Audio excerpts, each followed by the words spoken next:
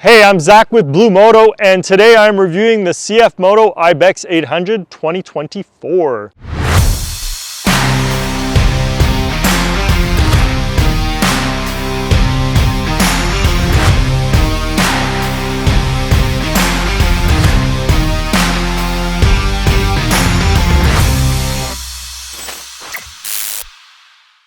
So CF Moto was kind enough to loan me an Ibex 800 for a month and a half now. I've been quite busy, so I only put 1,000 kilometers on it. Throughout that 1,000 kilometers, I did take it off-road just as much as on-road. We did have a 3-day trip. I linked up with CF Moto ambassador Cynthia Prefontaine, pretty much doing 60% gravel, 40% asphalt. It truly showed me what the Ibex can do.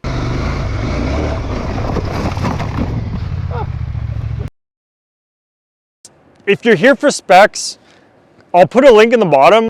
I'm here to give you my opinion on how I felt with the bike. I'm hoping that's why you clicked the video and maybe you're thinking about buying one. I'm not gonna read you a sheet of spec. I can read, I promise I can read. I just, yeah, that's not that kind of review.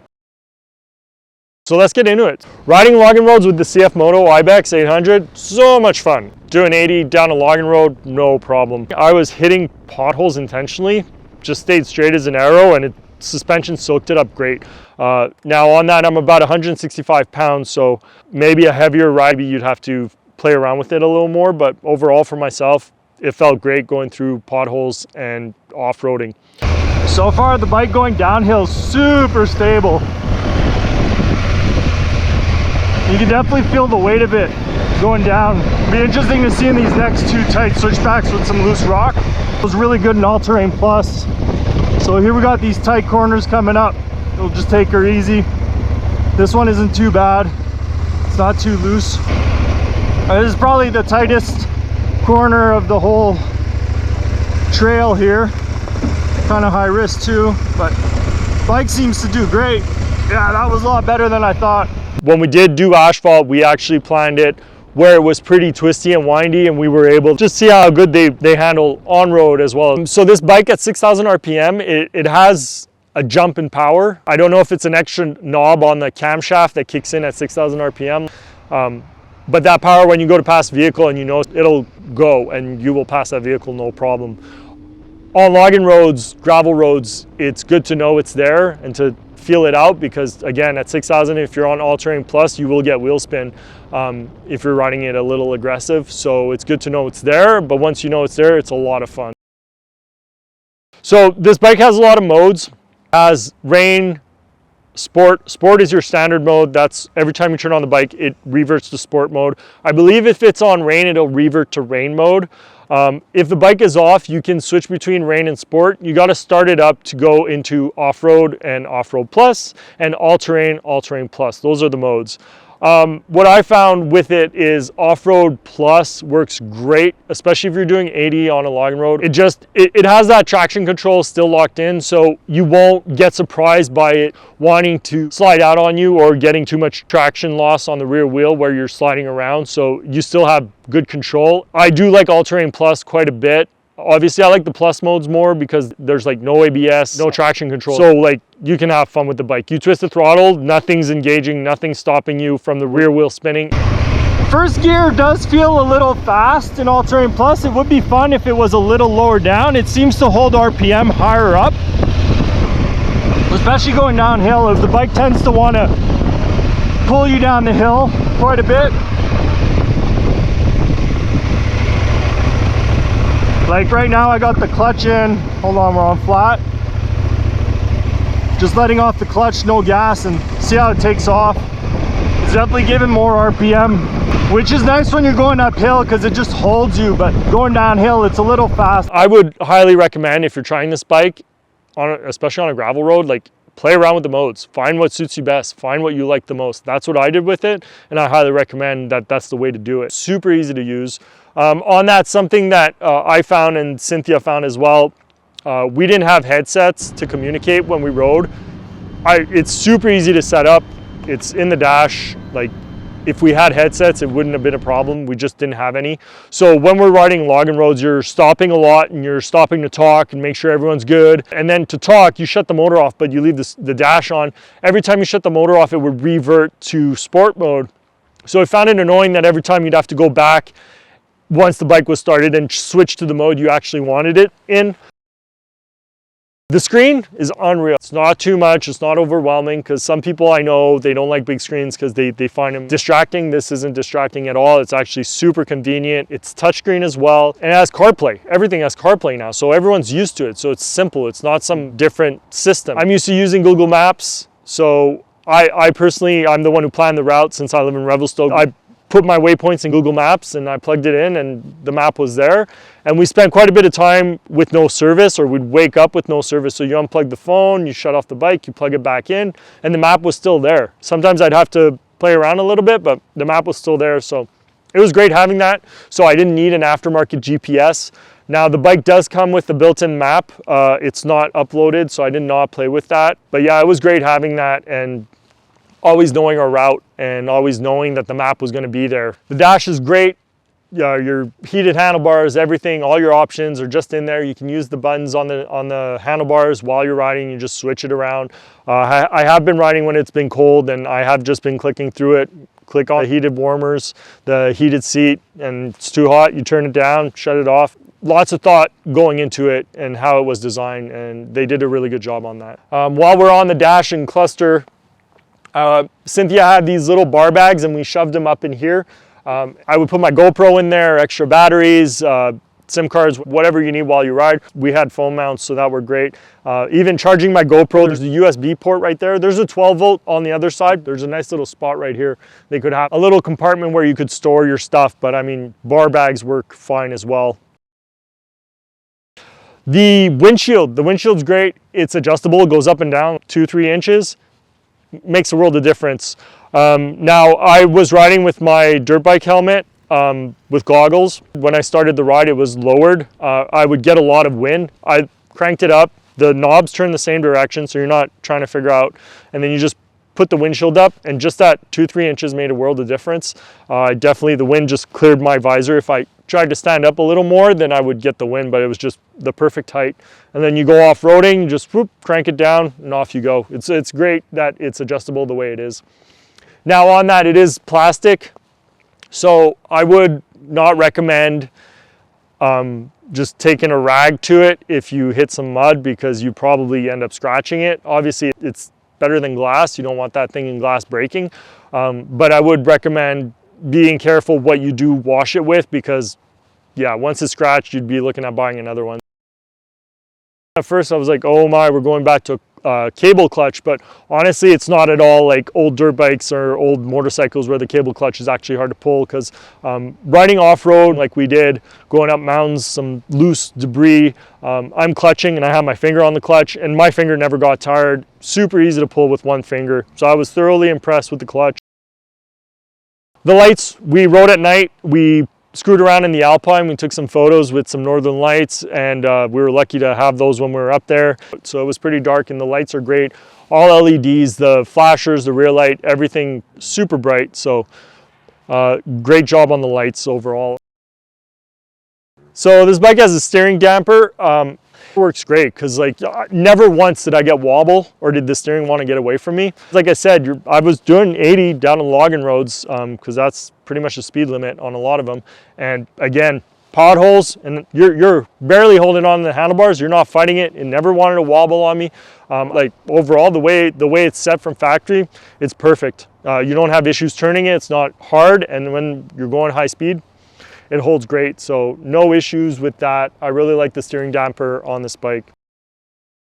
The seats, super comfortable. Again, they're, like I said, they're heated, and honestly, they get really hot. I didn't try with anyone on the back. When you do have a passenger and you have the rear storage, it does have a back for the person to lean up against. So if I had someone on the bike and I was doing a long ride, I definitely want to have the box. So the person would have that back to lean up against, but super comfortable sitting on that seat for hours on end. Standing up is also enjoyable. It's super stable.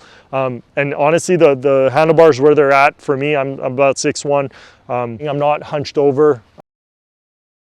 The suspension is great. I did not touch it. I did not need to. I'm 165 pounds, and so I'm pretty light. Bike barely knows I'm there, barely sags when I sit on it. I'm assuming if you were a heavier rider, you'd want to crank up the suspension. Again, it never bottomed out. I was hitting potholes intentionally, no problems. Super smooth. I did hit a rock feature in the Alpine just for a photo, and I did get both wheels off the ground about 2 feet. When I landed, I did bottom out, so if I was trying to go more aggressively, I would be cranking up the suspension quite a bit. Depends what kind of riding you're going to do, but out of the box for myself, I thought the suspension was great. Cynthia's a little lighter than myself. She didn't play around with it either, and it was great for her as well. She did the exact same trails that I did, and she went up all the same stuff, and suspension worked fine for her as well. So nothing to say there. The braking on this bike, unreal, works great. The ABS, I didn't think I'd like the ABS. When it's on, I like it. It does do its job, and it does work great. The storage is great. I don't know if they're cases or what do you want to call them, storage. There's the third one, like I was mentioning, the big box on the top. I took that one off just because I've been riding around Revelstoke. I didn't need it. I took this thing to do groceries. Lots of room to put my groceries, run my errands and everything. Honestly, I used to see guys with these cases on the back of their motorcycles. I thought it looked kind of goofy, but I don't think they look goofy anymore, honestly. They're so handy. On our 3-day trip, we had the tent, the sleeping bags, pillows, food, all my camera gear. I have a drone, and we still had room, and we had extra clothes and everything, and shoes and bathing suits, like everything was in there. Between the two bikes, we had tons of room for all our stuff. So those boxes are really, really great. And they're super easy to take off. So if you're not right next to your campsite, you're going into your hotel room, just to do this shoot, the bike was in the garage. I took the cases off, brought them in the house, and I loaded them up with my camera gear, put them back on the bike, and off I went. I trust these cases. The way they lock in, and you can actually lock them, they're not coming off. There's no way they're coming off. They have a kind of a felt interior, so stuff doesn't rub too much in there. So yeah, super great. I really like these things. So like I said, I put about 1,000 kilometers on this bike. So at 1,000, they recommend you do the oil change. I did it just before that, 900K. I bought the CF Moto oil change kit. It came with the 3 liters, the oil filter, and it even came with the O-rings to change on the cap for the oil filter, and as well as the 2 plugs. They have screens, and they have 2 little rubber O-rings per filter. So yeah, super easy. It's about 10 bolts. There's like 6 for the bottom skid plates and 2 on either side for the sides.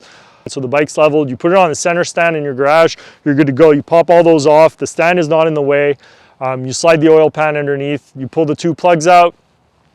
You let the oil drain. They have little screens, clean the screens. And then you change the filter. Change the rubber seals on everything and then just put it back together. Once that's done, I fired up the bike for a minute, let it run, shut it off, waited 5 minutes. Once the oil was settled, topped it up. I fired it up again and the oil level stayed perfect. So oil change on this thing, super easy. Just one thing though, when I did do the oil change, I spent about an hour looking in the dash for how to reset the oil light. And I guess you got to go to the dealer is what I found out. I don't know if it's a safety thing, warranty thing, if they want to make sure people are doing their oil changes, but it's a little bit annoying if you got to go to the dealer every time to reset your oil light. Something I noticed too, the pegs have rubber in them. I'm assuming it's more comfortable. Those things are removable, so you can remove them and then you have more bite from the peg. So if you're riding off-road and you want your feet to stay on the pegs a lot more, you can just pull those off and then you'll be planted on the pegs, which I think is really good. So this bike, again, not much to say. I would have enjoyed having knobby tires. We did go up some pretty big, gnarly hills going up to the Alpine that was pretty loose. Old logging roads often get eroded over time because they're not maintained, so you get like loose rock. So I would have liked a knobby tire, and I would have liked to ride more single track if I could have. Just these tires, they're great on pavement, but when you're riding them off-road, even the smallest little mud hole, if it's slick, will catch you off guard, and you will get the the back of the bike sliding on you, to the point that I knew when a mud hole was coming up, I'd put my feet out because I knew it was going to happen. So you have your pros and cons. If you're going to ride more asphalt, then sure, these tires are great. But if you're going to be riding more off-road like I do, I highly recommend getting knobby tires. I'm not paid by CF Moto. They were kind enough to loan me a demo bike so I could do my first review. Hopefully I do a lot more, and you guys can tune in right here to see more reviews of bikes and more adventures. But overall, like, this bike is just great. The power is smooth, the way it handles. If you're a beginner, like essentially I'm a beginner adventure biker, although I have motorcycle experience, and it was great. If you try one, I'd be curious, like, mention in the comments or start a thread on Blue Moto, which is our online platform, and let me know. Like, I'm very curious on what you think of the bike. If I'm out in the weeds and you hate it, or you actually love it and you agree with me, I'm definitely curious on what you think. Would I buy this bike? Yeah, for sure. I'd love it. It's great. It's fun. It's an adventure bike. It's an adventure. Who doesn't love an adventure? So, like I said, check out Blue Moto. That's our website. It's buy and sell, forum, everything, dirt bike. So adventure bikes go on dirt. So we cover adventure bikes as well there. If you want to contribute anything, if you have your own review and you want to contribute it to the Blue Moto website, just go ahead and do it. It's bluemoto.mx. And yeah, is that enough?